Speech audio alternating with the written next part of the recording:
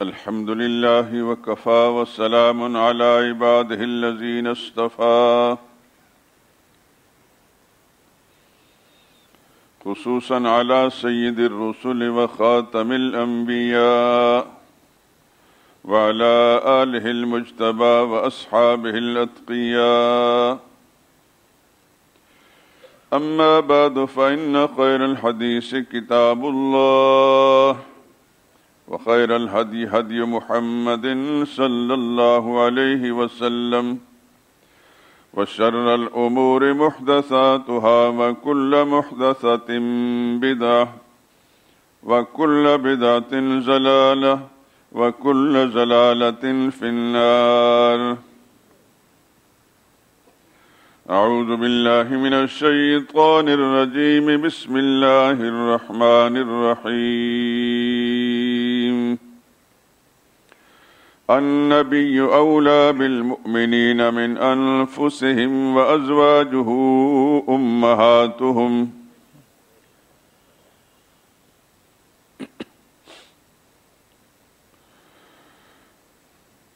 پیغمبر ایمان والوں پر ان کی جانوں سے بھی زیادہ حق رکھتے ہیں اور پیغمبر کی بیویاں ان مومنوں کی مائیں ہیں. سبحان ربک رب العزت عما یصفون وسلام علی المرسلین والحمد للہ رب العالمین.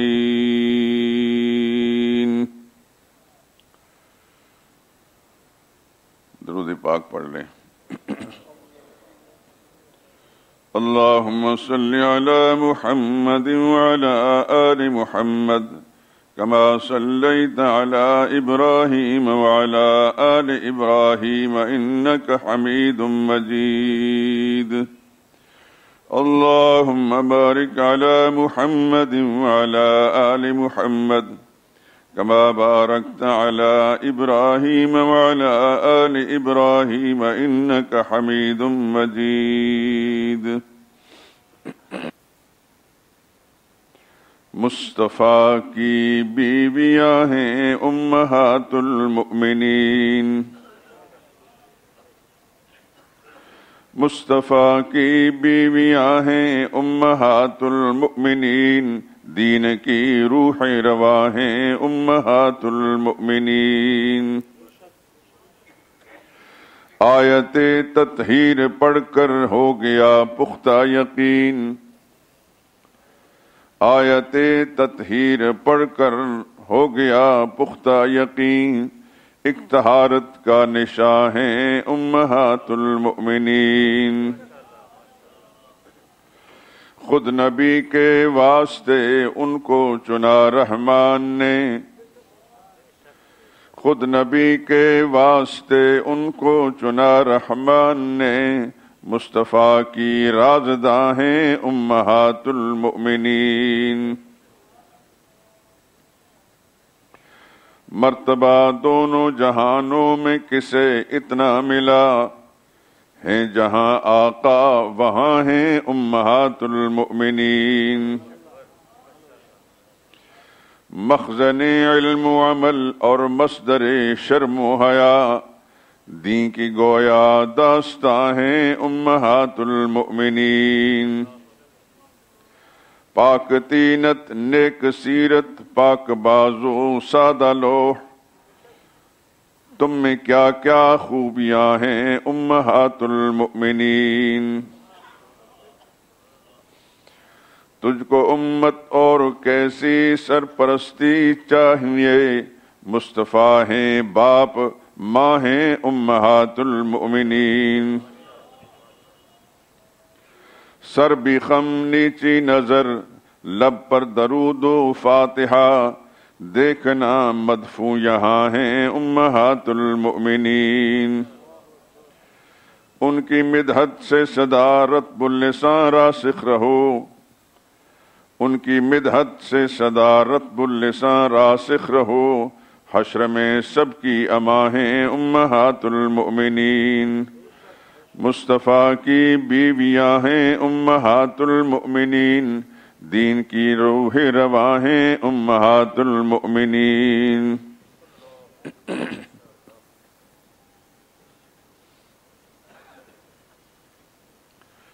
بزرگان محترم، برادران عزیز،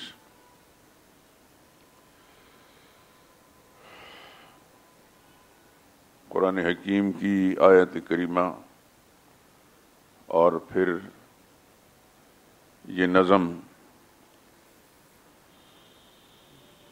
یہ ہر سامع کو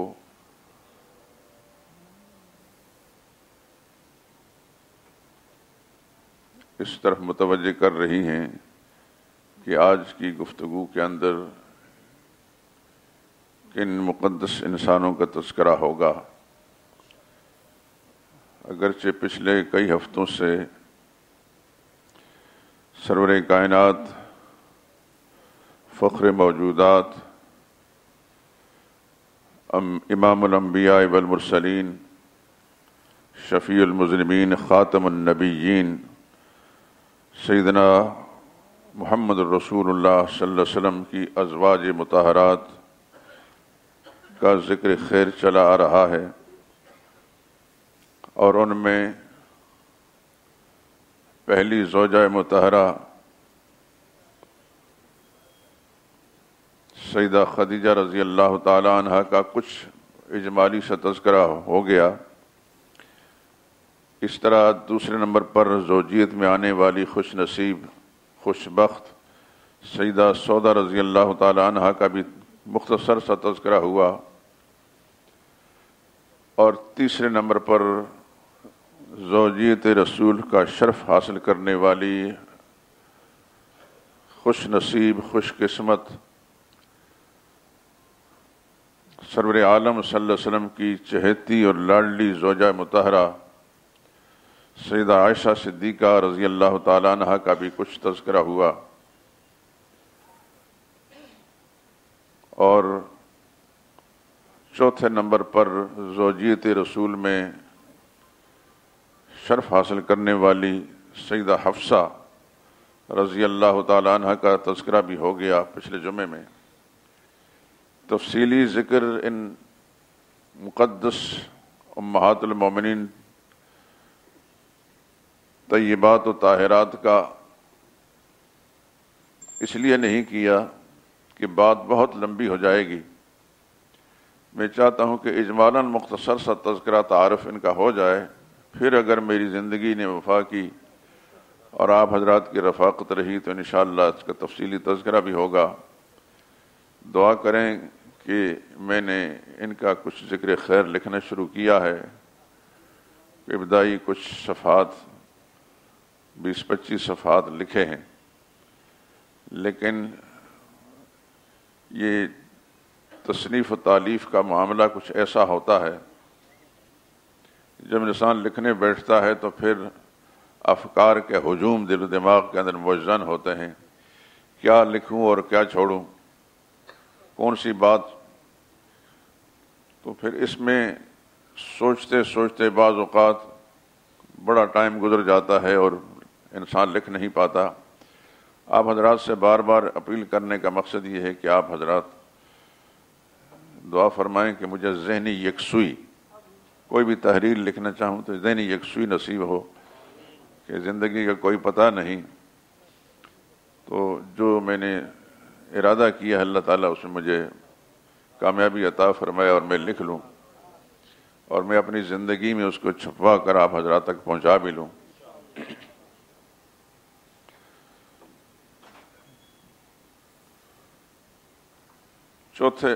پانچویں نمبر پر زوجیت رسول صلی اللہ علیہ وسلم میں تشریف لانے والی اور یہ شرف حاصل کرنے والی زوجہ رسول ام المومنین ہماری ماں سیدہ زینب بنت خزیمہ ہیں رضی اللہ تعالی عنہا۔ یاد رکھیں کہ زینب نام کی رسول اللہ صلی اللہ علیہ وسلم کی زوجیت میں آنے والی دو امہات المومنین ہیں، ایک زینب بنت خزیمہ ہیں جن کا بھی میں مختصر سا تذکرہ کرنے لگا ہوں، اور دوسری زینب بنت جہش ہیں۔ زینب بنت جہش کا تذکرہ بعد میں آئے گا، وہ رسول اللہ صلی اللہ علیہ وسلم کی پھوپھی زاد بھی ہیں۔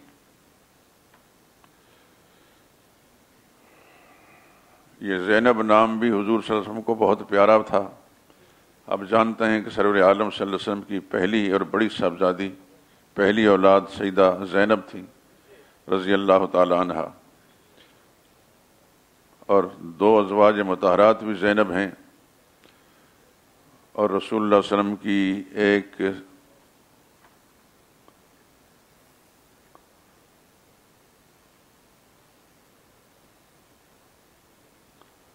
ساس زینب بنت عوف، جن کی صاحبزادی جن کا بھی میں تذکرہ کرنے لگا ہوں، ان کی 2 بیٹیاں یکے بعد دیگرے رسول اللہ صلی اللہ علیہ وسلم کی زوجیت میں آئی ہیں۔ ایک زینب بنت خزیمہ ہے، یہ تو 5ویں نمبر پر زوجیت رسول میں آنے والی خوش نصیب ہیں، اور ایک حضرت میمونہ بنت حارث ہیں، ماں ایک ہے باپ جدا جدا ہیں۔ یہ خوشبخت خاتون رسول اللہ صلی اللہ علیہ وسلم کی ساس زینب بنت عوف، ان کے بارے میں لکھا ہے کتابوں میں اکرم عجوز فی العالمین، دنیا کی خوش نصیب خوشبخت ترین عورتوں میں سے ان کا نام آتا ہے، اور خوشبخت اس لیے کہ ان کے جتنے بھی داماد ہیں سب بڑے بڑے رتبے والے لوگ، دنیوی لحاظ سے بھی بڑے رتبے والے اور دینی لحاظ سے بھی بڑے رتبے والے۔ ان کی صاحبزادیاں 9 یا 10 کا تذکرہ آتا ہے، نکاح شاید ان کے 2-3 ہوئے ہیں، جیسا ابھی آپ سن رہے ہیں کہ حضرت زینب جو ہیں ان کے والد کا نام خزیمہ تھا، اور سیدہ میمونہ ہیں ان کے والد کا نام حارث تھا۔ وہ سب سے آخر میں رسول اللہ صلی اللہ علیہ وسلم کی زوجیت میں آنے والی ہیں۔ اس خوش نصیب خاتون کے جو داماد ہیں، چند ہے کہ میں نام لیتا ہوں، آپ کو خود اندازہ ہو جائے گا کہ کتنی عظیم خاتون تھی، کتنی خوش نصیب خاتون تھی۔ سب سے بڑے انسان تو محمد مصطفیٰ صلی اللہ علیہ وسلم ہیں۔ 2 صاحبزادیاں یکے بعد دیگرے زینب بنت خزیمہ اور میمونہ بنت حارث رسول اللہ صلی اللہ علیہ وسلم کی زوجیت میں آئیں۔ حضور کے ازواج مطہرات کے تذکرے سے تھوڑا تھوڑا سسرالی خاندان کا بھی آپ کو معلومات ہونے چاہیے۔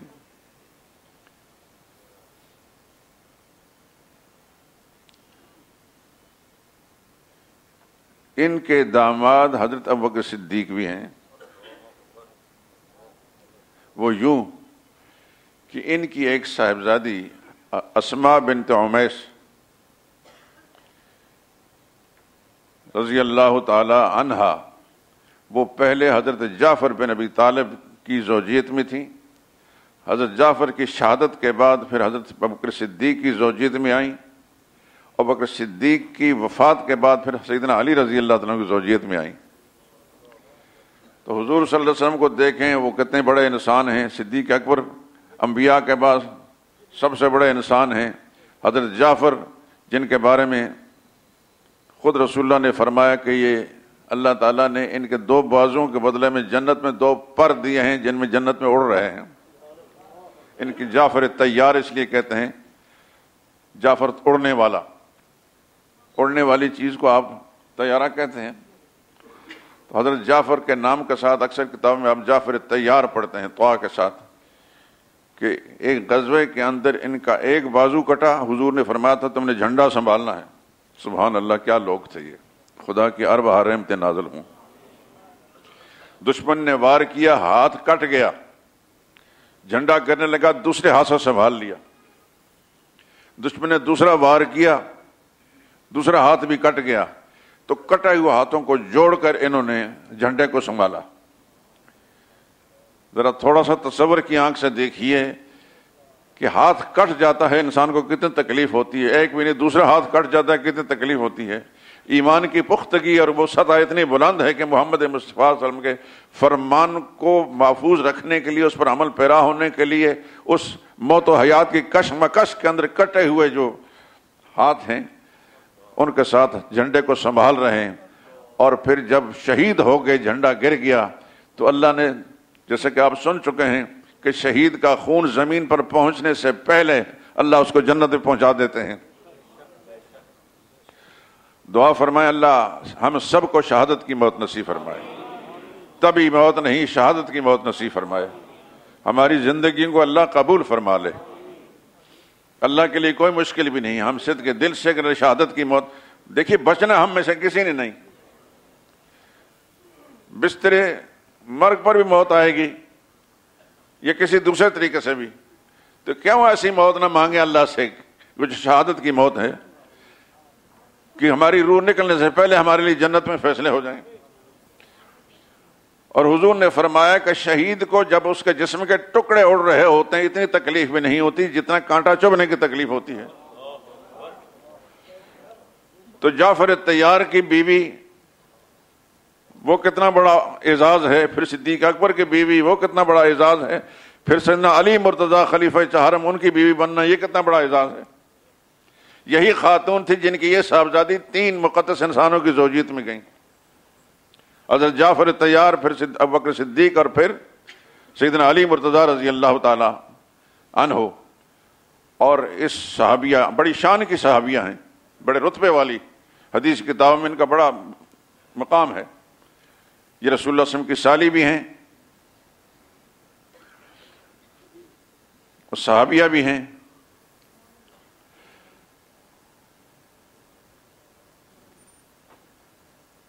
حضرت اسماء بنت عمیس،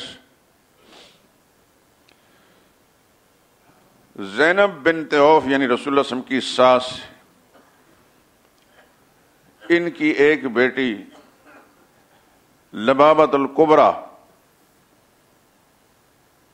سیدنا عباس رضی اللہ تعالیٰ عنہ حضور صلی اللہ علیہ وسلم کے جو چچا ہیں، عم محترم، ان کی زوجیت میں آئیں، اور ان کے بیٹے حضرت عبداللہ بن عباس جو بڑی شان کے صحابی ہیں، جن کے بارے میں کہا جاتا ہے کہ وہ ترجمان القرآن ہیں۔ اللہ نے قرآن کریم کا فہم اور سمجھ کو ان کو وہ عطا فرمایا تھا حضور کی دعا کی برکت سے جو کسی اور کو نصیب نہیں ہوا۔ حضور کے چچا زاد بھائی بھی تھے، ترجمان القرآن بھی تھے، جن قدر صحابی ہیں۔ طائف میں اگر آپ حضرات گئے ہو، میں گیا ہوں ان کی قبر مبارک پر، اور پھر ان کی قبر کے پاس ایک مسجد ہے، اس مسجد میں نماز بھی پڑھی ہے، اور اس کے ساتھ ایک مکتبہ ہے، بڑی لائبریری ہے، اس لائبریری میں گیا ہوں۔ شاید میں آپ کو سنا چکا ہوں، مکہ معظمہ میں ہمارے پاکستانی ساتھی ہیں، اللہ انہیں خوش رکھے، سلامت رکھے، مجھے لے گئے۔ حج عمرہ کرنے والوں کے لیے طائف وغیرہ جانے کی اجازت نہیں ہوتی بالعموم، لیکن وہ اپنی گاڑی کے اندر مجھے لے گئے، اور راستے میں اللہ کا کرم ہوا کہ کسی نے پوچھا نہیں۔ اس لائبریری میں جب گئے تو وہ تو عربی لباس کے اندر ملبوس تھے اور میں سلوار قمیض میں، اور آپ حضرات کو اگر عربوں سے واسطہ پڑا ہو تو عربوں کے ذہن کے اندر اپنی برتری کے کچھ احساس ایسا ہے کہ سلوار قمیض والوں کو وہ حقیر سمجھتے ہیں۔ ایک تو یہ وجہ بھی ہے کہ ان کے ذہن کے اندر ہے کہ یہ پاکستانی سارے کے سارے قبر پرست ہیں، اور کسی درجہ میں یہ بات درست ہے بھی، پیر پرست اور قبر پرست۔ اگر آپ حضرات میں کوئی پیر پرست نہیں، پیروں کا ماننے والا میں بھی ہوں اور آپ بھی ہونا چاہیے، ان کی اتباع اور ان سے اصلاح لینا، لیکن پرستش صرف اللہ تعالیٰ کی ہے۔ اللہ سب کو محفوظ فرمائے کہ صرف اللہ ہی کی پرستش میں رہیں، اس کے سوا کسی اور کی نہ ہو۔ تو ہمیں بالعموم اجمی لوگوں کو، وہ ایک تو کہتے ہیں یہ گنگے ہیں، اجمی گنگے کہتے ہیں، یعنی معافی ضمیر کا اظہار نہیں کر سکتے۔ ظاہر بات ہے کہ وہ عرب لوگ ہیں، فصاحت بلاغت کے ساتھ گفتگو کرتے ہیں، ہم عربی اگر بولیں بھی تو ہماری عربی بھی کیسی ہوتی ہے، یہ ایسی عربی ہوتی ہے جیسے کوئی پنجابی پشتو بولے۔ ہر زبان جو ہے اسے لب و لہجے سے صحیح پہچانی جاتی ہے۔ تو خیر سلام کیا، انہوں نے میرا تعارف کرا، یہ پاکستانی عالم ہے۔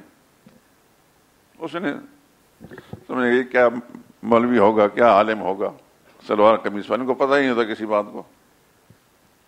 خیر بیٹھے، اس نے قہوہ پلایا ہمیں، میں نے لائبریری پر ایک طائرانہ نظر ڈالی تو صحیح بات یہ ہے کہ وہ عرب لوگ، ان کے پاس وسائل میں سارا کچھ ہیں، لیکن اتنی اہم کتابیں اس لائبریری میں نہیں جتنی میرے پاس ہیں الحمدللہ۔ اللہ تعالیٰ نے اپنی رحمت کے ساتھ مجھے ایک درک نصیب فرمایا، کتاب کی پہچان میں دور سے دیکھ کر پہچان جاتا ہوں کتاب اہم ہے یا نہیں۔ یہ بچپن سے مجھے اللہ تعالیٰ نے یہ ملکہ عطا کیا، کیونکہ میں جب اسکول سے واپس آتا تھا تو مجھے کھیل کوئی آتا ہی نہیں، میرے ساتھی سب کھیلتے تھے، کوئی کچھ کھیلیں، میں اپنے دادا کی لائبریری میں گھس کر وہاں کتابیں الٹ پلٹ کرتا رہتا، پتہ کسی بات کا تھا نہیں، لیکن کتابوں سے مجھے پیار تھا۔ تو کتابوں پر جب میں نے نظر ڈالی تو مجھے کوئی ناقص نظر آئیں۔ کعبہ پینے کے بعد میں نے ان سے ایک سوال پوچھا، کہتے میں مکہ شہر کا رہنے والا ہوں، یعنی مکی ہوں، وہاں کا باشندہ ہوں، وہاں پیدا ہوا۔ میں نے ان سے سوال پوچھا کہ تاریخ مکہ پر ایک کتاب ہے، ابن زہیرہ ایک مصنف اس کا نام ہے جامع اللطیف، کتاب کا نام۔ میں نے جب اس کتاب کا نام پوچھا تو کہنے لگے واللہ ما سمعت اللہ عنہ، خدا کا قسم میں نے تو اس کا نام بھی نہیں سنا۔ جب میں نے یہ بات پوچھی تو اس کے دل میں یہ خیال آنے لگا کہ یہ صاف جاہل نہیں، کچھ نہ کچھ اس کو پتا ہے۔ میں نے کہا مکہ شہر کی بڑی جامع قسم کی تاریخ ہے یہ، اور جس زمانے میں لکھی ہے اور لکھنے والے نے اس حد تک ریسرچ کی ہے کہ حضور صلی اللہ علیہ وسلم کے زمانے میں جو مختلف محلے تھے، مختلف سائڈوں کا، ان کا تذکرہ بھی کیا۔ پھر اس کی کچھ آنکھیں کھلنے لگی کہ نہیں، یہ آدمی صاف بے خبر نہیں ہے۔ پھر جب یہ سوال پوچھا تو مجھے کہنے لگا ذرا میرے ساتھ لائبریری میں پھریں۔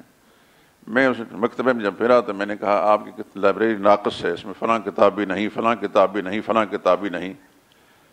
تو بڑا خوش بھی ہوا اور شکریہ اس نے ادا کیا۔ پھر اتنا بڑا بنڈل کتابوں کا اس نے مجھے دیا جو عرب لوگ مفت تقسیم کرتے ہیں۔ خیر یہ ضمنی بات تھی۔ عبداللہ بن عباس رضی اللہ تعالیٰ عنہ کے حوالے سے کہ لبابہ کبریٰ ان کی والدہ تھیں، اور یہ زینب بنت عوف کی صاحبزادی تھیں، سیدنا حضرت عباس رضی اللہ تعالیٰ عنہ کی بیوی تھیں۔ انہی کی ایک ہمشیرہ، ان کا نام تھا لبابۃ الصغریٰ، وہ ولید بن مغیرہ ایک مشرک گزرا ہے، حضرت خالد بن ولید کا والد، اس کی بیوی تھی۔ لیکن اس خاتون کی خوش نصیبی تھی کہ خالد بن ولید جیسا بیٹا اللہ نے اس کو عطا کیا۔ اسی خاتون کی ایک بیٹی، اس کا نام تھا سلمہ، وہ حضرت حمزہ رضی اللہ تعالی عنہ کی زوجہ تھی۔ اور بھی خیر سب تذکرہ کرنا ضروری نہیں ہوتا، میں صرف یہ بتانا چاہتا ہوں کہ یہ ایسی عظیم خاتون تھی کہ ان کی ہر بیٹی جو ہے ایک ایسے عظیم انسان کی زوجیت میں گئیں کہ دنیا میں ان کا کوئی ثانی نہیں رہا۔ حضرت حمزہ کے بارے میں آپ جانتے ہیں، حضور کا چچا ہی نہیں، حضور کا رضائی بھائی بھی ہیں، چچا بھی ہیں، اور حضور کی زبان وحی ترجمان سے ایک اعزاز پایا ہے کہ یہ خدا کے شعر ہیں، اسد اللہ و اسد رسول ہی، اللہ کا شعر اور اللہ کے رسول کا شعر، حضور صلی اللہ علیہ وسلم کے چچا ہیں۔ اور یہی بات بھی ذہن نشین فرما لیے کہ حضور کی عمر میں اور ان کی عمر میں 2-3 سال کا فرق تھا، اس لیے سے حضور صلی اللہ علیہ وسلم کے وہ رضائی بھائی بھی ہیں۔ حضرت حمزہ حضور کے چچا بھی ہیں، رضائی بھائی بھی ہیں، اور ہم زلف بھی ہیں، کہ ان کی ایک بیوی رسول اللہ صلی اللہ علیہ وسلم کی سالی تھی، جس طرح حضرت عباس کی بیوی رسول اللہ صلی اللہ علیہ وسلم کی سالی تھی، حضرت حمزہ کی بیوی رسول اللہ صلی اللہ علیہ وسلم کی سالی تھی۔ اور ماں ان کی کون ہے؟ زینب بنت عوف، جن کے بارے میں سنا چکا ہوں کہ حضور صلی اللہ علیہ وسلم کی یہ ساس جو ہے، اس کے بارے میں اہل تاریخ نے لکھا ہے اکرم عجوز فی العالمین، دنیا کی تمام عورتوں میں سب سے زیادہ معزز خاتون جن کو اتنے بڑے بڑے داماد ملے۔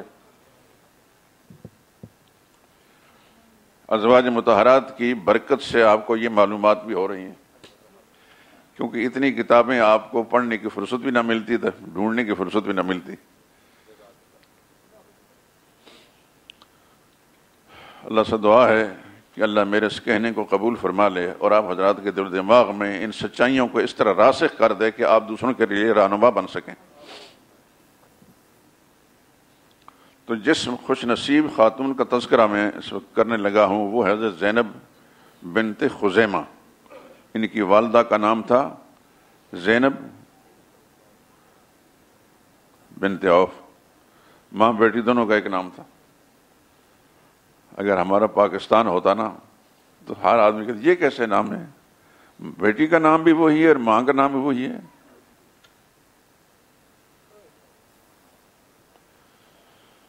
ہمیں اپنے چونکہ ہمیں ایک ایسا ماحول ملا ہے، ایسے ملک میں ہم پیدا ہوئے ہیں جہاں جہالت طرہ امتیاز ہے،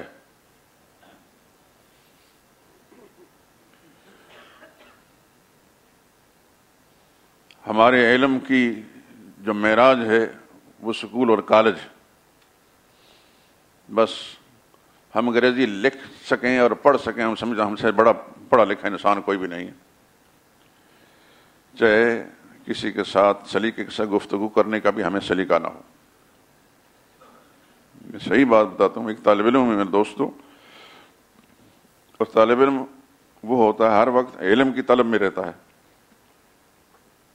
لیکن جب میں اپنے نوجوانوں کو عرفی لحاظ سے پڑھے لکھے نوجوانوں کو دیکھتا ہوں، تہذیب اور شائستگی سے کافی دور ہوتے ہیں بیچارے، نہ ان کو بیٹھنا آئے، نہ چلنا آئے، نہ بات کرنے کا سلیقہ، اور پوچھیں تو کہ جو گریجویٹ ہیں تو بڑا دکھ ہوتا ہے، خدا کے سنگ مسلمانوں کے اس بچے کو کس قدر ضائع کیا گیا، کیونکہ ہمارے تعلیمی اداروں کے اندر جو تعلیم دی جاتی ہے آپ حضرات زیادہ واقف ہیں، ناراض نہ ہونا میری اس بات پر، قبل از وقت میں معافی مانگتا ہوں۔ آج کے ہمارے کالج اور یونیورسٹیاں ہوشیار جانور پیدا کرتے ہیں، اعلیٰ معیار کے انسان نہیں۔ ہوشیار جانور میں کہتا ہوں کہ اسکول اور کالج کی تعلیم، یونیورسٹی تعلیم کا حاصل کرنے کے بعد وہ نوکری حاصل کر لیتے ہیں، پیٹ بھرنے کا سامان پیدا کر دیتے ہیں، گاڑی حاصل کر لیتے ہیں، کوٹھی بنا لیں گے، سارا کچھ، لیکن اعلیٰ معیار کا انسان جو آئیڈیل قسم کا انسان ہو وہ نہیں بنتا۔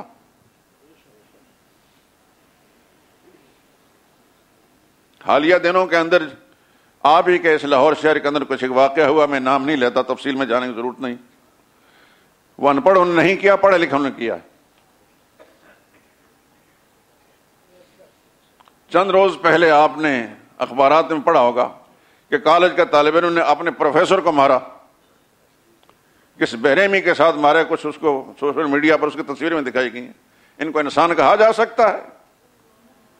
خدا کی قسم، ہم طالب علم، دینی مدارس کے طالب علم اپنے اساتذہ کی جوتیوں کو اپنے سر کا تاج بنانے کو اپنے لیے افتخار سمجھتے تھے۔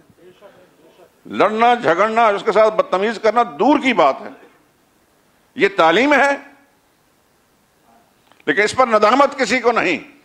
اس کے لیے از سر نو سوچنے کا ہمارا وہ اوپر کی کرسیوں میں بیٹھا ہوا طبقہ اس سے لے کر نیچے تک کسی کو نہ شعور ہے نہ اس بات کا احساس ہے۔ آئے دن یہ برائیاں ہوتی ہیں ہمارے اس ملک کے اندر، یہ تعلیم ہے؟ جس تعلیم کی بنیاد اللہ کا قرآن نہیں ہوگا، جس تعلیم کی بنیاد محمد رسول اللہ صلی اللہ علیہ وسلم کی پاکیزہ تعلیمات نہیں ہوگی، وہ تعلیم ویسی ہوگی جیسا میں نے کہہ دیا کہ وہ ہوشیار جانور بنتے ہیں، اعلیٰ معیار کے انسان نہیں۔ کیا آپ کی اس کالج اور یونیورسٹی کی تعلیم کے اندر قرآن کی تعلیم دی جاتی ہے؟ آپ کی وفاقی کابینہ کے اندر بیٹھا ہوا وزیر سورہ اخلاص نہیں پڑھ سکتا، شرمناک بات ہے خدا کی قسم۔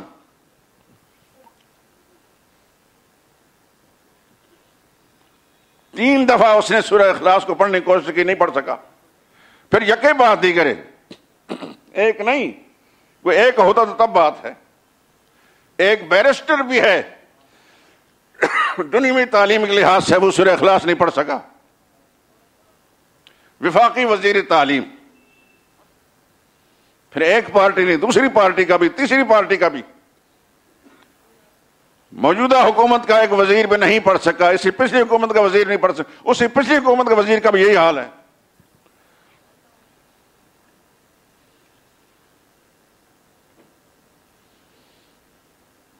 یہ ہے ہمارے لمحہ فکریہ۔ میرے دوستوں، اس کو برا نہ سمجھیں،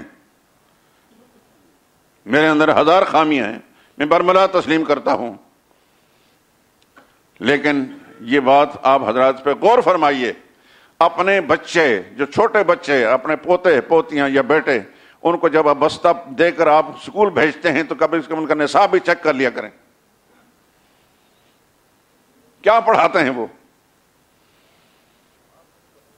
میں ایک طالب علم ہوں، آج بھی کل بھی تھا، میں نے آپ کے لاہور شہر کے سینٹرل ماڈل اسکول کے اندر 19.5 سال پڑھایا ہے،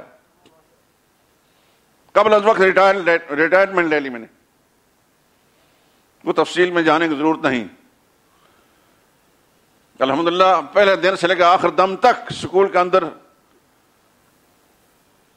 ہیڈ ماسٹروں کے ساتھ اساتذہ کے اچھے تعلقات رہے،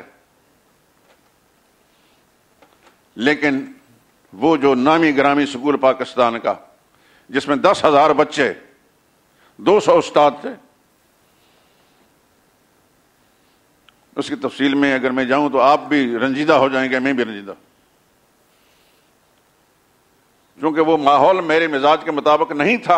امروز فردہ کرتے کرتے کرتے 3 دن گزار دیے اور قبل از وقت ریٹائرمنٹ لے لی۔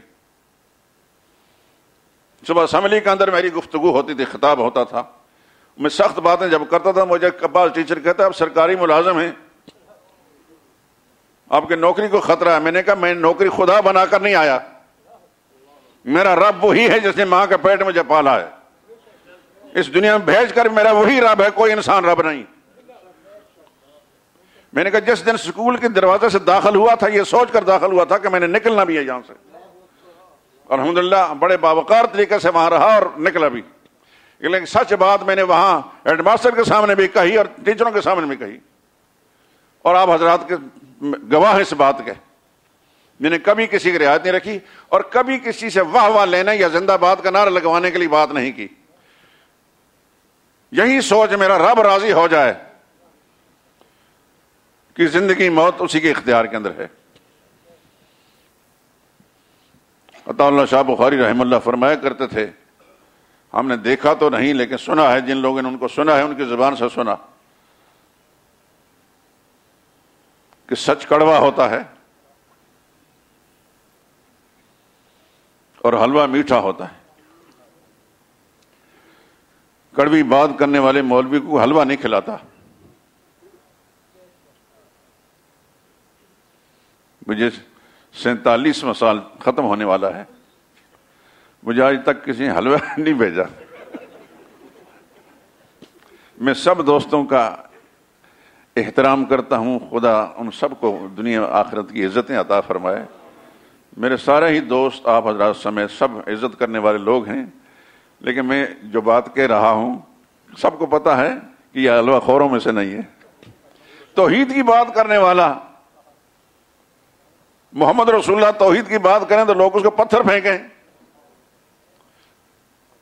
تو ہم تو ان کے قدموں نیچے مٹی لگی اس سے بھی زیادہ حقیر اور احقر ہیں۔ ہمیں کون عزت دے گا توحید کی بات کرنے پر؟ اب تازہ ترین تو بات نہیں، پرانی بات میں کچھ سالوں پہلے تک بتا، پورے لاہور شہر کے اندر میں وہابی مشہور تھا، لیکن مجھے ذرا بھی اس پر ندامت نہیں، میرا رب راضی ہو جائے بس، یہ سب سے بڑی کامیابی میری۔ الحمدللہ میرا ضمیر مطمئن ہے، میں نے حق کو چھپایا نہیں، لگی لپٹی بات نہیں کی، میرے خلاف 1 نہیں 2 نہیں کئی کیس بنے، دہشت گردی کے کیس بنے۔ ابھی حال میں چند روز پہلے ایک دہشت گردی کا آخری کیس بھگتا کر آیا ہوں۔ آپ حضرات کو تو میں نہیں بتاتا کہ آپ میرے ساتھ جائیں۔ پرویز مشرف ملعون نے ایک کیس بنایا تھا مجھ پر، اور بالکل جھوٹے سارے کیس جھوٹے ہوتے ہیں۔ وہ پولیس والا جو میرے پاس وہ سارے کاغذات لے کر آئے تو بیٹھا کپڑے دھو رہا تھا، میں اس کے پاس گیا، بھائی یہ جو تم نے کہانی گھڑی ہے اس میں سچ ہے؟ تو کہنے لگا سر جی 6 سال میری نوکری کے رہ گئے ہیں اور دعا کریں کہ اللہ تعالیٰ ان کو گزارنے کی توفیق دے دے، 100% جھوٹ ہے۔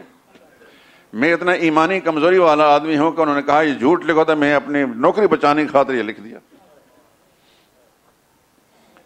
اور اسی کیس کے سلسلے میں ایک آخری بات کہہ کر اپنا موضوع کی طرف آتا ہوں۔ جب عدالت کے اندر پیش ہوئے، جج چودھری غلام رسول اگر زندہ ہیں تو خدا ان کو لمبی زندگی صحت کے ساتھ دے، میری ان سے پرانی کوئی شناسائی نہیں تھی۔ جب کیس سامنے گیا تو اس پولیس والے کو بلایا انہوں نے سب سے پہلے کہا کہ وہ دہشت گرد کہاں ہے، اس کو بلاؤ۔ میں پیچھے بیٹھا تھا، ہمارے وکیل صاحب ارشاد قریشی صاحب، وہ بھی مرحوم ہو گئے، خدا کی کروڑوں رحمت نازل ہو ان پر۔ انہوں نے کہا قاضی صاحب ذرا آگے آ جائیں۔ میں کھڑا ہوا جج صاحب کے سامنے، تو انہوں نے غور سے مجھے دیکھا، تو پھر اس پولیس والے کو مخاطب کرتے ہیں، یہ ہے دہشت گرد، تم بھی دیکھو میں بھی دیکھتا ہوں۔ اسلوبی گفتگو آپ سمجھ گئے ہیں، یہ دہشت گرد ہے، دیکھو ذرا غور سے، یہ دہشت گرد نظر آ رہا ہے۔ تو بیچارہ خوف کے مارے گردن اس کی جھکی ہوئی تھی۔ پولیس والے کیا قصور، تو نوکر ہوتے ہیں اور ایمانی قوت اتنی نہیں ہوتی کہ سچ اور جھوٹ میں تمیز کر سکیں، یہ تو خدا کا خاص فضل ہی ہوتا ہے کسی پر۔ تو جج صاحب نے ایک تاریخی جملہ کہا، آپ حضرات کو شاید پہلے میں سنا چکا ہوں، خدا کی قسم اس سے پہلے میں نے ان کو نہیں دیکھا تھا، میری شناسائی ان کے ساتھ کوئی نہیں، انہوں نے کہیں نماز پڑھی ہو مجھے نہیں پتا، لیکن میں نے ان کو نہیں دیکھا تھا۔ انہوں نے کہا جن ہاتھوں کو چومنا چاہیے ان پر تم ہتھکڑیاں ڈالنے کی کوشش کرتے ہو۔ یہ پہلی پیشی پر گفتگو کی تھی۔ تمہیں شرم آنی چاہیے کہ اس ملک کے اندر جرائم پیشہ لوگ دندناتے پھر رہے ہیں، چور لٹیرے اور پتہ نہیں کیا کیا، اور تم شریف انسانوں کو ہراساں کر رہے ہو اور ان کے لیے تم ہتھکڑیاں لے کر تیار بیٹھے ہو۔ پھر یہ تو پہلی پیشی تھی، تو آگے کے لیے انہوں نے ملتوی کر دیا کہ آگے فلاں تاریخ جو ہے اس پر گفتگو ہوگی۔ تو ہمارے وکیل صاحب نے کہا کہ ہماری درخواست ہے کہ اس کیس کو آپ اپنے پاس رکھیں۔ تو انہوں نے کہا کہ آپ نہ بھی کہتے میں نے اپنے ہی پاس رکھنا تھا۔ اور تیسری پیشی پر انہوں نے کہا قاضی صاحب میں آپ کو باعزت بری کر رہا ہوں۔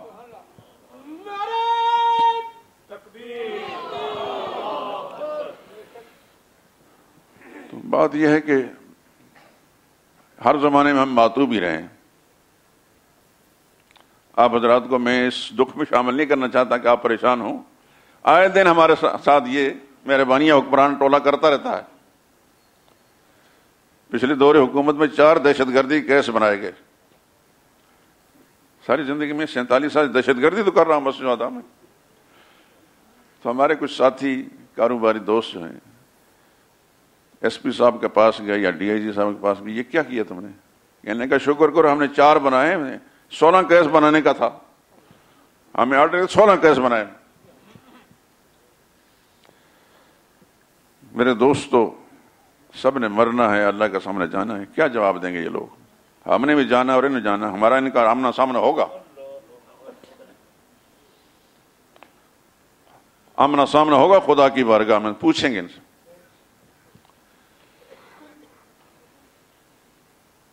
عرض کرنے کا مقصد یہ ہے کہ میں اللہ کی توفیق سے اپنا ذاتی کمال کوئی بھی نہیں، میں نہایت حقیر سا انسان ہوں، بہت حقیر سا انسان ہوں۔ خدا کا شکر ہے کہ میں نے کبھی بھی اپنے دماغ کے اندر اپنے بارے میں کوئی غلط تصور قائم نہیں کیا کہ میں بھی کوئی چیز ہوں۔ دین کا ایک خادم تھا اور ہوں، اور زندگی کے جتنے دن باقی خادم ہی رہوں گا، کبھی مجھے مولوی ہونے کا احساس نہیں ہوا، یہ غلط فہمی نہیں رہی۔ لیکن بات جو کہتا ہوں قرآن و حدیث کی روشنی میں کہتا ہوں، بات جو کہتا ہوں صحیح تاریخی حقائق کی روشنی میں کہتا ہوں، لگی لپٹی بات نہیں کرتا اور سنی سنائی بات پر عمل نہیں کرتا، میرا یہ مزاج ہے الحمدللہ العظیم۔ اور آپ حضرات سے بھی دعا کی درخواست ہے، خدا سے مجھے استقامت کی دعا کریں کہ اللہ تعالیٰ مجھے زندگی آخری سانس تک استقامت نصیب فرمائے، اور میری نیت کو بھی اللہ صالح رکھے، درست رکھے، اور خاتمہ بالخیر کر دے۔ اور آپ حضرات کے لیے میری یہ دعا ہے کہ خدا بندی حق اور سچ کے ساتھ آپ کو وابستہ رکھے زندگی آخری سانس تک، اور حق اور سچ کو آگے پھیلانے کے بھی اللہ تعالیٰ آپ کو ملکہ عطا فرمائے، توفیق عطا فرمائے، آپ کی نسل میں اللہ تعالیٰ خیر و ہدایت کو جاری ساری رکھے۔ رسول اللہ صلی اللہ علیہ وسلم کی 5ویں نمبر کی زوجہ مقدسہ مطہرہ سلام اللہ علیہ ہماری ماں سیدہ زینب بنت خزیمہ ہے رضی اللہ تعالیٰ عنہ۔ یہ حضور صلی اللہ علیہ وسلم کی واحد زوجہ ہیں جو بہت کم وقت کے اندر رسول اللہ علیہ وسلم کی زوجیت میں رہیں۔ بعض تاریخ سیرت نگاروں نے لکھا ہے کہ 3 مہینے رہیں، بعض نے کہا کہ 8 مہینے تک رہیں، یعنی پورا سال کسی نے ذکر نہیں کیا۔ وفات پا گئیں، خدا کی کروڑ رحمتیں نازل ہوں ان پر۔ ان کے سابقہ شوہروں کے بارے میں مختلف باتیں لکھی گئی ہیں، ان تفصیل میں جان نہیں چاہتا۔ رسول اللہ صلی اللہ علیہ وسلم کے جلیل قدر صحابی تھے عبداللہ بن جحش، یہ وہ صحابی ہیں جن کے بارے میں آپ حضرات شاید سن چکے ہوں گے کہ غزوہ احد قائم ہونے سے پہلے انہوں نے ایک دوسرے صحابی کے ساتھ بیٹھ کر کہیں آئیں، میں دعا کرتا ہوں آپ آمین کہیں اور آپ دعا کریں میں آمین کہوں گا۔ ان صحابی نے جو دعا کی اس کا تذکرہ میں نہیں کرنا چاہتا، وہ بھی بڑا اعلیٰ قسم جذبات ان کا تھا، لیکن انہوں نے جو دعا کی کہ جب میرا دشمن کے ساتھ سامنا ہو تو دشمن مجھے قتل کرے اور میری ناک بھی کاٹے، میری آنکھیں بھی نکالے، میرے کان بھی کاٹے، میرے ہاتھ جسم کے ٹکڑے ٹکڑے کرے، اور میں خدا کے سامنے جاؤں تو کہہ سکوں یا اللہ میں تیری راہ میں اپنی جان اس طریقے سے قربان کر کے آیا ہوں۔ انہوں نے کہا آمین، اور اسی طریقے سے ان کی شہادت واقع ہوئی۔ جو حضور صلی اللہ علیہ وسلم کے جو جلیل قدر صحابی تھے، تو ان کی بیوہ حضرت زینب بنت خزیمہ جب رہ گئیں تو صدمہ تو تھا ہی، تو ان کو تسلی دینے کے لیے، ان کے حوصلہ بڑھانے کے لیے محمد مصطفیٰ صلی اللہ علیہ وسلم پھر ان کو اپنی زوجیت میں لے لیا۔ اور یہ بات تو خیر آپ پہلے ہی سن چکے ہیں کہ حضور صلی اللہ علیہ وسلم کی زوجیت میں آنے والی جتنی بھی امہات المومنین ہیں ساری کی ساری اللہ کے انتخاب کے ساتھ آئی ہیں، جیسے حدیث سن چکے ہیں آپ کہ میں نے جتنے نکاح بھی کیے اللہ کے انتخاب کے ساتھ کیے، اور جتنی اپنی بیٹیاں جس کو دی وہ اللہ کے انتخاب کے ساتھ دی ہیں۔ نبی کا ہر کام جو ہے اللہ کی وحی کے ساتھ ہوتا ہے، یاد رکھیے۔ یہ تو قرآن کریم میں آپ پڑھتے ہیں ما ینطق عن الہویٰ ان ہوا الا وحی یوحیٰ، نبی اپنی خواہش پر نہیں بولتے، اللہ کی وحی سے بولتے ہیں، لیکن نبی کا کام بھی اللہ کی وحی کے ساتھ ہوتا ہے۔ ازواج مطہرات ہوں، ان کو بھی اللہ تعالیٰ نے چن لیا۔ اللہ اکبر۔ ایک خاتون ان کے ساتھ رسول اللہ صلی اللہ علیہ وسلم نے نکاح کرنا چاہا، حضور صلی اللہ علیہ وسلم کے چچا کی بیٹی تھی، حضرت خدیجہ سے پہلے ان کے ساتھ نکاح کرنا چاہا، باپ نے رسول اللہ صلی اللہ علیہ وسلم کے فرمان کو، حضور صلی اللہ علیہ وسلم کی خواہش قبول نہیں کیا۔ آپ سن چکے ہیں ابو طالب، ان کی بیٹی، ان کا نام ہند تھا،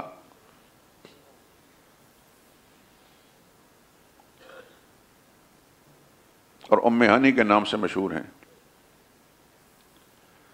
رسول اللہ صلی اللہ علیہ وسلم نے اپنے چچا سے رشتہ مانگا۔ یہ وہ دن تھے کہ جب رسول اللہ صلی اللہ علیہ وسلم پر نبوت نہیں آئی تھی، بعثت سے پہلے کی بات ہے۔ جناب ابو طالب نے انکار کر دیا، اور رسول اللہ صلی اللہ علیہ وسلم کی بجائے ابو جہل مخزومی کے خاندان کے ایک آدمی جس کا نام حبیرہ تھا، اس کی زوجیت میں دے دی، اس کے شادی کر دی۔ یہ حبیرہ وہ انسان ہے کہ جو ساری زندگی رسول اللہ صلی اللہ علیہ وسلم سے سخت ترین دشمن رہا۔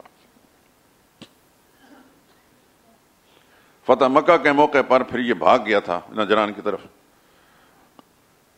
ان کی اہلیہ حضرت ہند مسلمان ہو گئیں، رسول اللہ صلی اللہ علیہ وسلم کی صحابیہ بن گئیں، حضور کی چچا زاد بھی تھیں، لیکن جناب ابو طالب نے، رسول اللہ صلی اللہ علیہ وسلم کے چچا نے، اپنی بیٹی کا رشتہ محمد مصطفیٰ صلی اللہ علیہ وسلم کو نہیں دیا تھا۔ اور میں سمجھتا ہوں کہ شاید اللہ کی طرف سے انتخاب نہیں تھا، منشا الہی یہ تھا ہی نہیں۔ اگر اللہ کا منشا ہوتا تو کوئی نہ کوئی سبب بن جاتا۔ اللہ تعالیٰ اپنے انتخاب سے، اپنے علم سے حضور کی زوجیت میں جس کے آنا پسند کیا وہ حضور کی زوجیت میں آ گئیں، اور جس کو اللہ نے پسند نہیں کیا وہ نہیں آئیں۔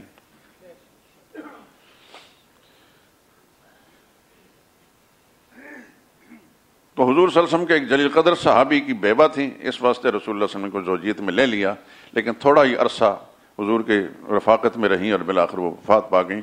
یہ وہ خوش نصیب ہیں کہ جن کا جنازہ خود رسول اللہ صلی اللہ علیہ وسلم نے خود پڑھایا تھا۔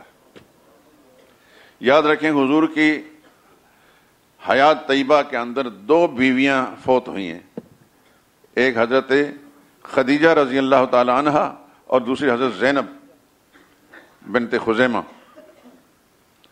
لیکن حضرت خدیجہ رضی اللہ تعالیٰ عنہ کا زمانے میں جنازے کا حکم نازل نہیں ہوا تھا.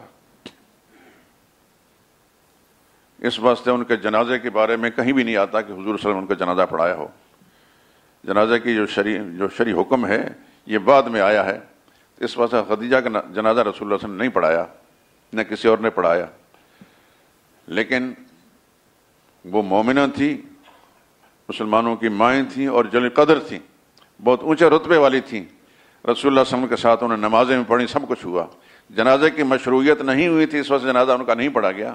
لیکن ان کے مقدس ہونے میں، اللہ کی بارگاہ مقبول ہونے میں کوئی شک اور شبہ کی بات نہیں. بلکہ وہ ایسی خوش نصیب خاتون تھیں کہ حضور صلی اللہ علیہ وسلم نے ان کی زندگی میں کوئی دوسرا نکاح کیا نہیں.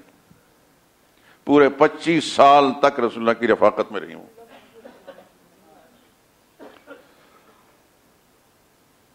اور یہ بات سن چکے ہیں کہ اللہ کا سلام ان پر آیا تھا. جبریل امین آئے حضور صلی اللہ علیہ وسلم کے سامنے تو فرمانے لگے یا رسول اللہ خدیجہ کچھ کھانا لے کر آئی ہیں. دوسرے دروازے میں حضرت خدیجہ کھڑی تھیں کھانا لے کر. تو رسول اللہ صلی اللہ علیہ وسلم کی نگاہ مبارک اٹھائی تو حضرت خدیجہ واقعتاً کھڑی تھیں. تو حضرت جبریل امین نے اطلاع دی اور ساتھ یہ کہا اللہ نے سلام بھیجا ہے خدیجہ پر. کس قدر عظیم خاتون تھی، کتنا مقام تھا ان کا کہ اللہ کی طرف سے سلام آتا ہے. اللہ کی طرف سے سلام نبیوں پر آیا کرتا ہے وسلام علی المرسلین. اور پھر خواتین کے اندر یہ خاتون ہے، عظیم خاتون ہے کہ اللہ کی طرف سے خدا کا فرشتہ سلام لے کر آتا ہے. لیکن اس زمانے میں جنازے کی مشروعیت نہیں تھی، اس واسطے ان کا جنازہ نہیں پڑھا گیا. لیکن حضرت زینب بنت خزیمہ کے زمانے میں جنازے کی مشروعیت ہو چکی تھی، نبی کریم صلی اللہ علیہ وسلم کا جنازہ بھی پڑھایا. حضرت زینب کی ایک خصوصیت یہ بھی ہے کہ بہت سخی تھیں اور سخاوت کی وجہ سے ام المساکین شمار ہوتی تھیں، مسکینوں کی ماں. ایک دفعہ حضور صلی اللہ علیہ وسلم نے ازواج مطہرات کی محفل کے اندر یہ فرما دیا کہ کس کا انتقال پہلے ہوگا، تو حضور نے فرمایا کہ جس کے ہاتھ لمبے ہیں اس کا انتقال پہلے ہوگا. وہ ہاتھ آپس میں ناپنے لگی کس کا ہاتھ لمبا ہے.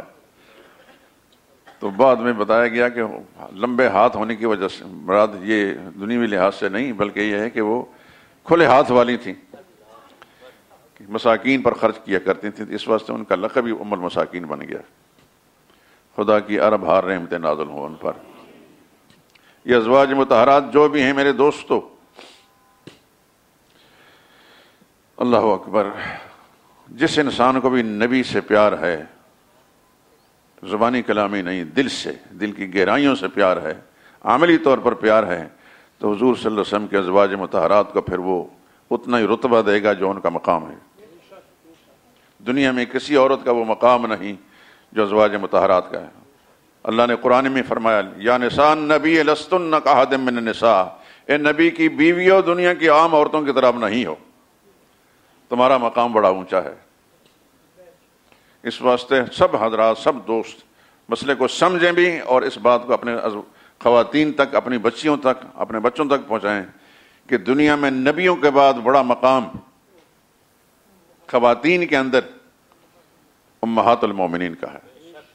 اللہ کی وحی کے ذریعے سے، یہ میرے کہنے پر نہیں ہے، کسی مولوی پیر کے کہنے پر نہیں، اللہ کی وحی کے ذریعے سے لستن کاحد من النساء. اور پھر ان کو اہل بیت رسول ہونے کا یہ شرف ملا، رسول اللہ کے گھرانے کی خواتین ہونے کا شرف ملا. اور یہ اتنا بڑا شرف ہے کہ اس کا مقابلہ دنیا کی کوئی عزت نہیں کر سکتی.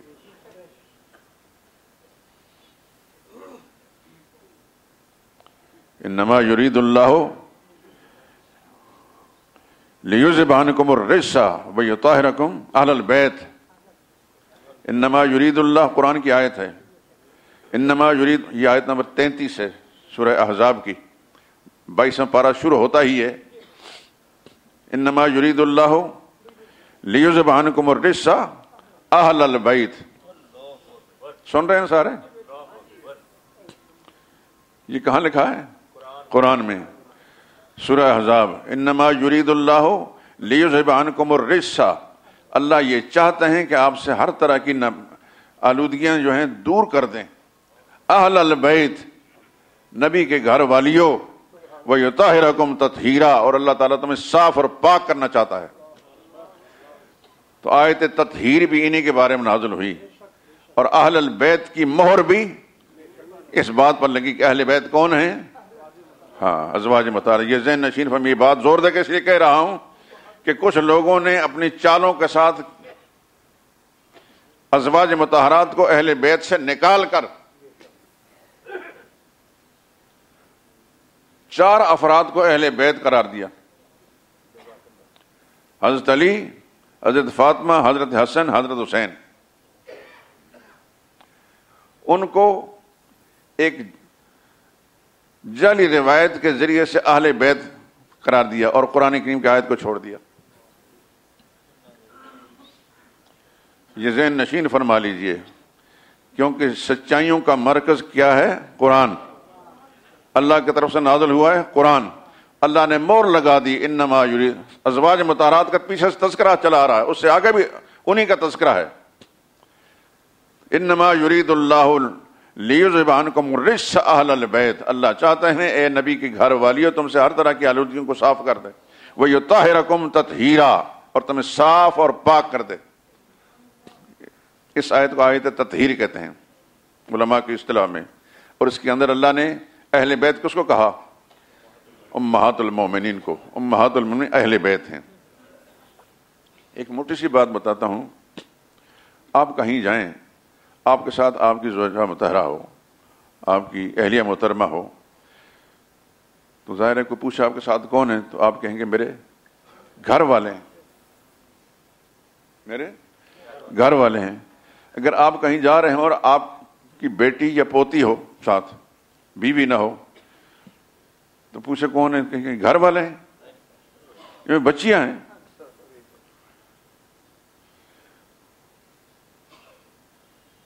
بچیوں کو گھر والے نہیں کہتے، پوتیوں کو گھر والے نہیں کہتے۔ گھر والی یہ ہمارے ہاں اہلیہ کا جو لفظ ہے بیٹی کے لیے نہیں استعمال ہوتا۔ اگر بیٹی کے ساتھ ہو گیا میری اہلیہ کے ساتھ، اہلیہ ہمیشہ بیوی کے لیے۔ یہ قرآن کریم کی اس آیت سے لی گئی اہلیہ، بیوی اہلیہ ہوتی ہے، بیوی گھر والی ہمارا ہوتی ہے۔ بیٹیاں اس وقت تک تو گھر میں رہتی ہیں جب تک شادی نہیں ہوتی، اور جب شادی ہو کر دوسرے گھر میں چلی جاتی ہیں تو پھر جس کی بیوی بنتی ہے وہ اس کے گھر والی ہوتی ہے۔